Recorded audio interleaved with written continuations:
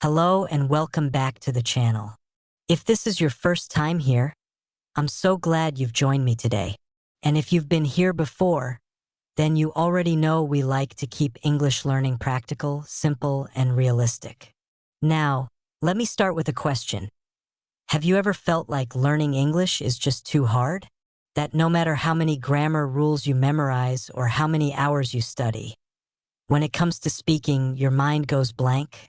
I used to feel exactly like that. For years, I thought the only way to improve was to study harder. Long hours, heavy books, endless drills. But the harder I studied, the more frustrated I became. My progress was slow, and my confidence stayed low. Then one day, I made a decision. Instead of studying harder, I would learn smarter. I would stop treating English like a school subject, and instead, I would make it a natural part of my daily life. And that change completely transformed my fluency.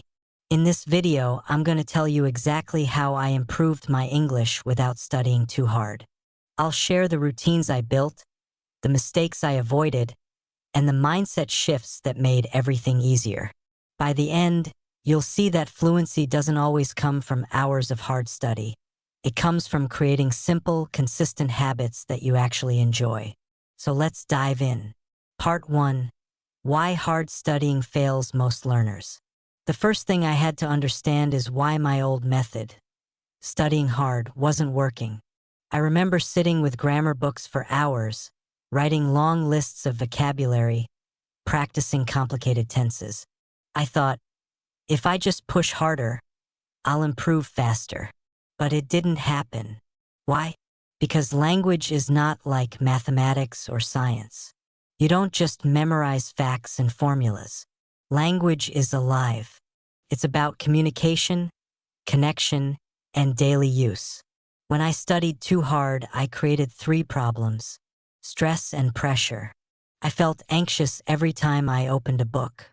English became something heavy, not something exciting. Short-term memory.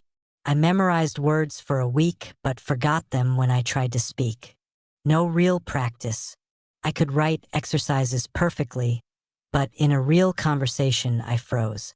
That's when I realized the problem wasn't me. The problem was my method. I was trying to force English into my brain instead of letting it grow naturally. Part 2. The mindset shift from studying to living English. The biggest turning point came when I asked myself one simple question. What if I stopped studying English like a subject and started living with English like a language? Think about how children learn their first language. They don't sit with books. They don't memorize grammar. They listen, repeat, make mistakes, and slowly build fluency. So I decided to copy that natural process. I shifted my mindset. English was no longer homework. English was no longer stress.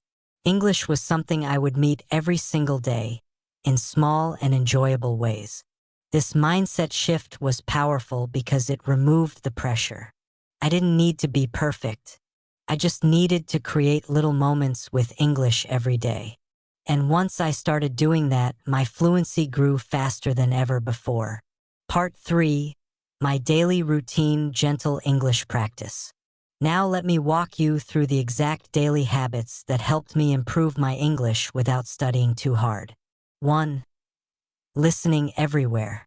Instead of spending hours with textbooks, I filled my day with English sounds. On the bus, while exercising, even when cooking, I listened to English podcasts, songs, or short YouTube clips. Listening helped me in 3 ways. It trained my ears to recognize natural pronunciation. It improved my vocabulary without memorization. It made English a background part of my life, not a stressful event. I didn't take notes. I didn't pause to analyze every sentence. I just listened, enjoyed, and let my brain absorb. 2. Reading a little every day. I also read a small amount of English daily, sometimes just a few articles, a short story, or news headlines. The key was simplicity. I didn't force myself to read academic texts. I read things I actually liked. That way, reading wasn't work, it was fun. 3. Speaking small sentences. Here's something important. I didn't wait until I felt ready to speak. I started speaking right away, even if it was just small sentences to myself. For example, if I was cooking, I would say in English, I'm cutting onions. I'm boiling water. If I was walking outside, I'd say, the weather is nice. The sky is blue. Sounds simple, but this practice trained my brain to think in English every day. 4. Using my phone in English. Another small but powerful habit was changing my phone settings to English. Suddenly, I saw English everywhere: menus, notifications, apps. I was learning without even realizing it. 5. Daily reflection journal. Every night, I wrote a few sentences in English about my day. Just 3 to 5 sentences. For example, today I had a meeting. I felt nervous, but I spoke in English. Tomorrow I will try again. This habit improved my writing, helped me practice new vocabulary, and gave me confidence. Part 4. How I made learning fun. One reason people quit learning English is boredom. But I never quit because I made sure it was always fun. Instead of grammar books, I watched English TV shows with subtitles. Instead of memorizing vocabulary lists, I played English word games. Instead of long study sessions, I had short 10 to 15-minute practices. The more fun it was, the more consistent I became. And consistency is what really builds fluency. Part 5. Overcoming fear of mistakes. Of course, even with these habits, I still felt fear when speaking. I worried. What if I make mistakes? What if people laugh? But here's the secret I learned. Mistakes are not the enemy. Mistakes are the teacher. When a child learns their first language, they make hundreds of mistakes every day. But they don't stop. And slowly, those mistakes disappear. I gave myself permission to make mistakes. I told myself, every mistake I make today brings me closer to fluency tomorrow. This new attitude removed my fear. I started to speak more, practice more, and improve faster. Part 6. Tracking progress without stress. One thing that motivated me was tracking small wins instead of waiting for big results. For example, I noticed I could understand more words in songs. I realized I could watch a short video without subtitles. I found myself writing messages in English without translating.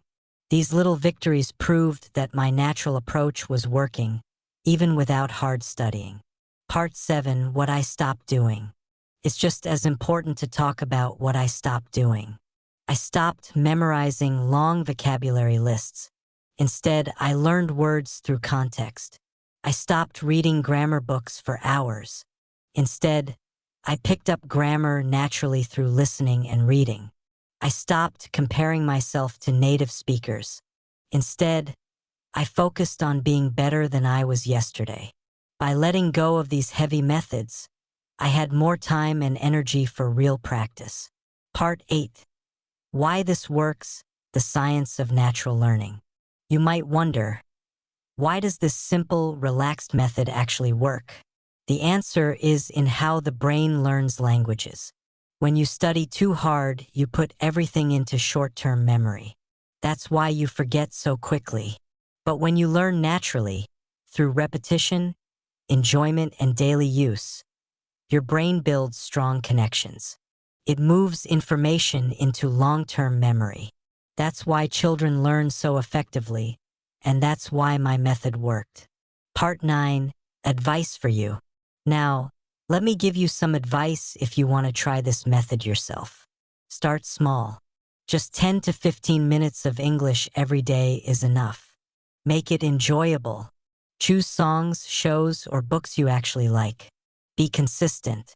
Small daily habits are better than long, rare study sessions.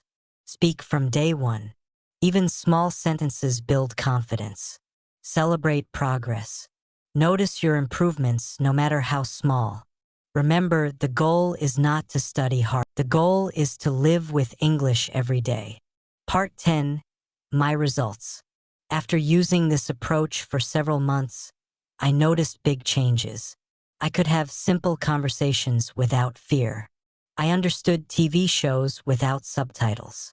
I wrote emails in English without needing a dictionary. And most importantly, I enjoyed the process. English was no longer stress. It was part of my life. Conclusion, final message. So, how did I improve my English without studying too hard? I stopped treating English like homework. I stopped putting pressure on myself. Instead, I made English a natural, daily habit. I listened, read, spoke, and wrote in small, enjoyable ways. And step by step, those small habits built my fluency. You don't need to torture yourself with long, boring study sessions. You don't need to memorize endless rules. All you need is consistency, enjoyment, and the courage to make mistakes. If you follow this approach, you'll discover what I did. English can be simple. English can be fun. And fluency is closer than you think. Thank you so much for watching. If this video inspired you, don't forget to like it and subscribe to the channel for more tips on learning English the natural way. I'll see you in the next video.